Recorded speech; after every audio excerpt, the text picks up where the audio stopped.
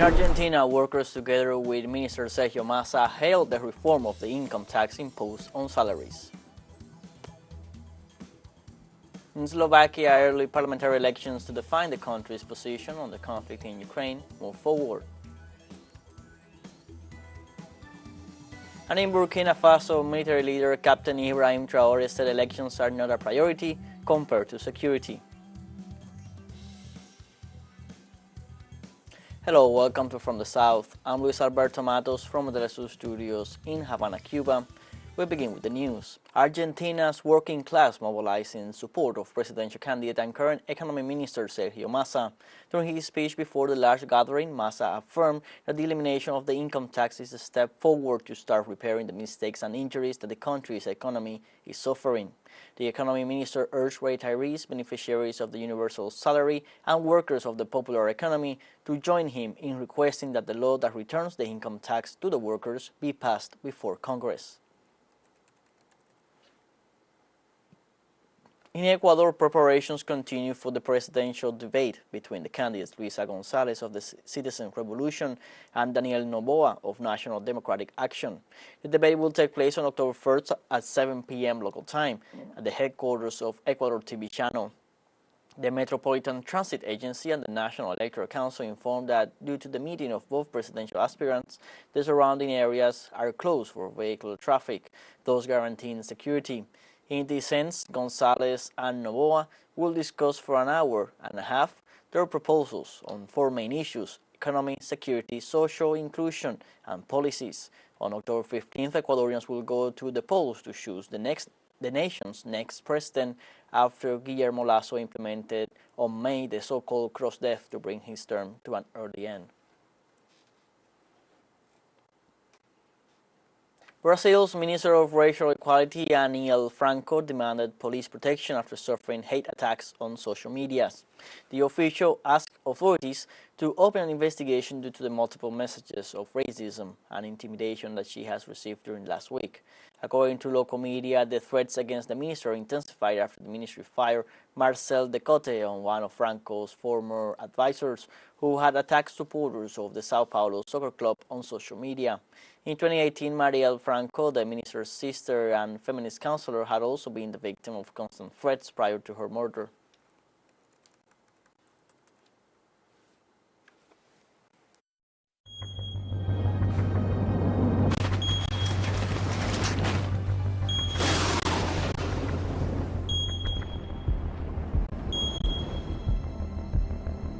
The climate crisis hits Brazil with extreme events. The Brazilian Amazon faces a drought, while in the southern region of the country floods are reported.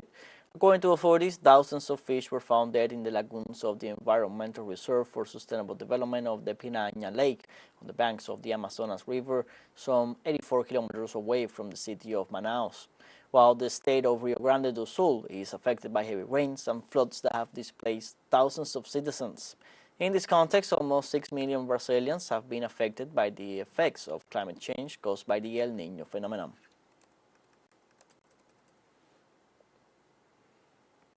Governor Kathy Hochul and New York Mayor Eric Adams declared a state of emergency due to heavy flash rains in the northeastern U.S. that have caused flash flooding in large areas of New York, Long Island, and the Hudson Valley on Friday. Early Friday morning, many streets in southern New York and more than half of its subway network were impassable.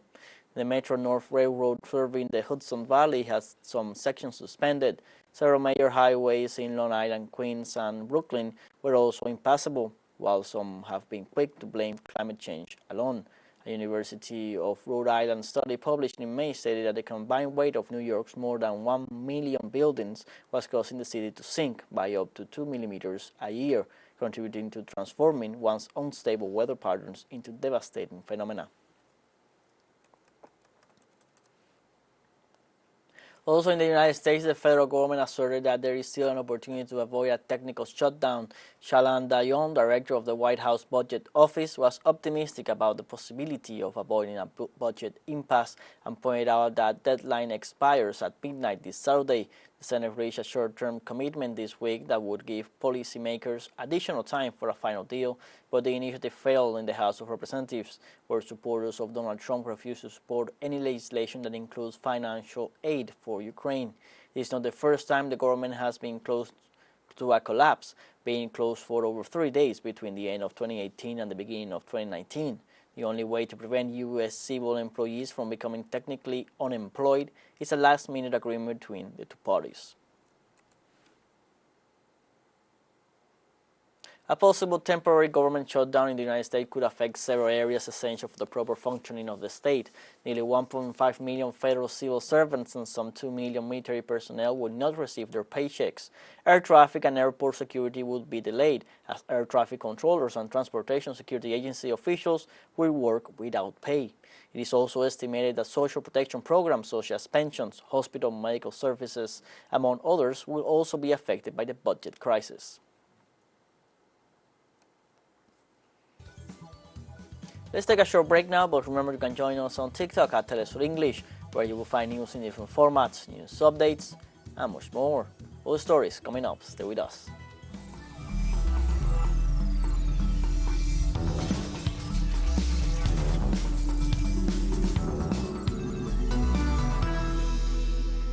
Welcome back from the south. On Saturday, Slovakia holds legislative elections to determine the country's foreign policy, including a possible hold to the support for neighboring Ukraine, one of the main issues of the campaign. Over 4 million citizens are called to cast their votes in these elections. The race will be decided between the SD party of former Prime Minister Robert Fico and the progressive Slovakia formation of Michal Šimečka, Vice President of the European Parliament. The winner will need the support of other smaller parties to achieve a majority in the 150-seat Congress. The resulting government will replace the center-right coalition cabinet in power since 2020. Voters attending the polling centers stressed the importance of these elections to bring changes for the country. In Spain, residents in Sevilla marched on Saturday to reject the rising inflation the country is experiencing. Demonstrators claim that as a result of the inflationary crisis, fundamental goods and public services in Spain have reported an increase in costs. Likewise, they denounced the increase in water, electricity and gas bills of up to 40%. In this sense, protesters say the high cost of living makes it difficult for them to carry out their daily tasks, as well as to buy food and other supplies. Locals call on the authorities to solve their problems while warning the current crisis is worse because public services are in the hands of private companies.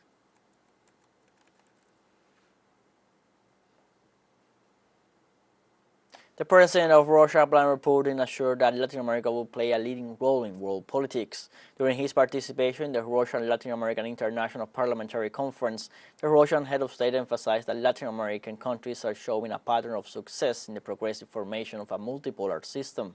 The Russian president underlined that the integration policy of the governments of South America is being promoted in international relations based on equality, justice, respect for international law, and the legitimate interests of each country.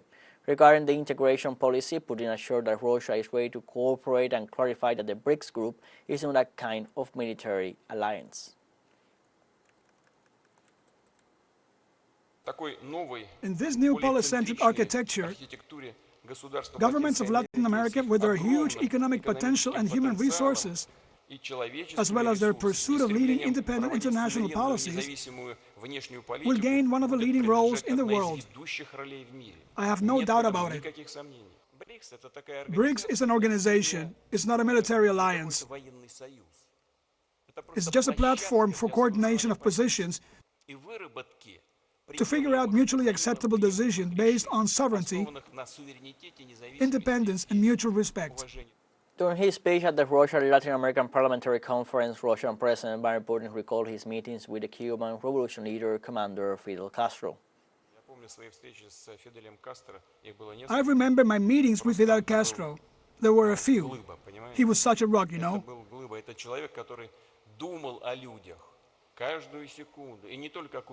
He was the kind of person who spent every second thinking about other people, not only Cubans.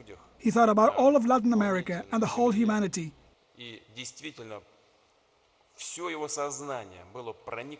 His entire consciousness was filled with the intention of achieving common good and justice. He was a unique person.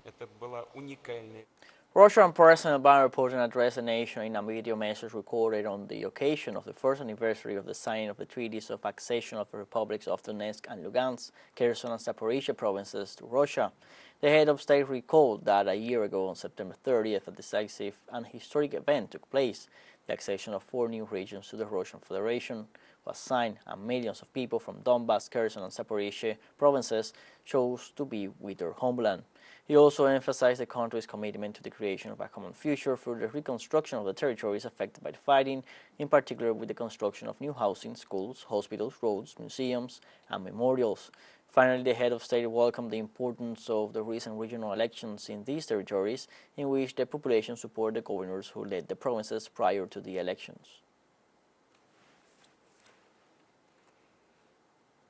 Serbian President Alexander Vučić said on Friday that he had spoken on the phone with U.S. Secretary of State Antony Blinken about the situation in Kosovo and that they agreed that de-escalation is needed. I had a long phone conversation, not an easy one, with U.S. State Secretary Antony Blinken regarding the situation in Kosovo. There are a few things we agreed on and a few things we did not agree on. The things we agreed on is that a de-escalation is needed. We agreed that there is a significant need for a greater role of KFOR, and Serbia wants that greater and more significant role of KFOR in Kosovo and Metohija. We will surely always support it. We would wish that role was exclusive, especially in the north of Kosovo and Metohija.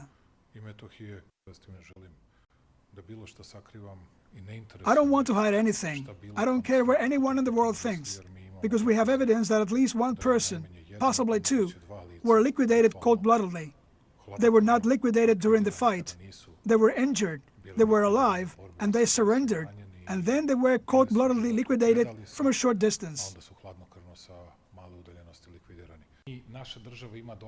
Our country had the evidence and will prosecute the cold-blooded killers, and we have evidence, statements, and photographs that prove that.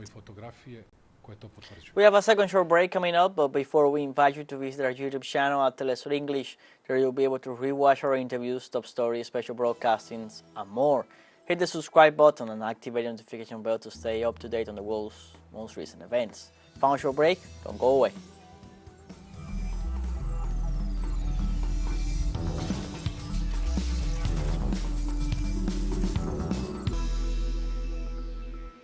Welcome back from the south. Burkina Faso's military leader, Captain Ibrahim Traoré, said elections are not a priority compared to security. Traoré, who had promised a return to democracy with presidential elections by July 2024, also announced planned changes to the constitution to make it representative of the masses. Yet the military leader reported that the priority is the fight against extremist groups to protect the Burkinabe people. When Traoré seized power, he gave himself 2 to 3 months to improve security in the country, but 1 year on, extremist attacks still blight the West African nation. Burkina Faso said on Thursday that 4 officers had been detained, a day after the military government announced that it had thwarted a coup attempt.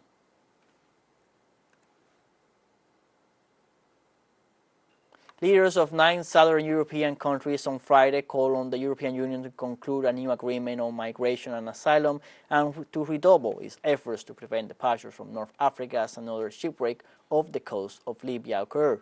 The one-day meeting was attended by the host, Malta, as well as Croatia, Cyprus, France, Greece, Italy, Portugal, Slovenia, and Spain. A joint statement issued at the end of the meeting said that the needs of frontline countries such as Italy, which receive the vast majority of the migrants, must be adequately met. It was also said that the European Union as a bloc must strengthen its response by reinforcing surveillance operations at Europe's external borders to prevent departures and dismantle human smuggling networks. At the end of the summit, Greek Prime Minister Kyriakos Mitsotakis said that EU members should focus on repatriating people who do not have the right to asylum while providing organized pathways for legal migration. I think we have made a lot of progress at the European level in recognizing the importance of the external dimension of the migration problem. And at the end of the day, the need to determine on our own terms who enters the European Union, because this is about us as sovereign states, but also members of a European family exercising what is a right that we can simply not outsource to smugglers, because this is exactly what we are currently doing. It is smugglers who decide who gets to enter the European Union, and this must change. Maltese Prime Minister Robert Abela called the European Union to urgently respond to the migration situation and to speed up the time needed to repatriate migrants whose asylum applications fail. The Maltese leader also reiterated the need to dismantle the smuggling networks. Clearly, irregular migration flows from the southern Mediterranean impact the whole of Europe. Tackling these flows is a priority for governments across our continent. As the Med9, we recognize the need for a sustained and holistic European response. So, we urgently reiterate the call on the co-legislators to step up negotiations on the Pact on Migration and Asylum to reach agreement before the end of the current legislative term. The Pact must ensure that the needs of frontline states will be met. The rate of return of failed asylum seekers has to be improved. It is vital that smuggling networks are dismantled. But ultimately, the issue needs to be tackled at source. To help achieve that, we underline the need to urgently build more robust, comprehensive partnerships with all our partners in the southern Mediterranean. On the other hand, the Prime Minister of Slovenia, Robert Golob, stressed the need to join forces to find a definitive solution to the migration situation.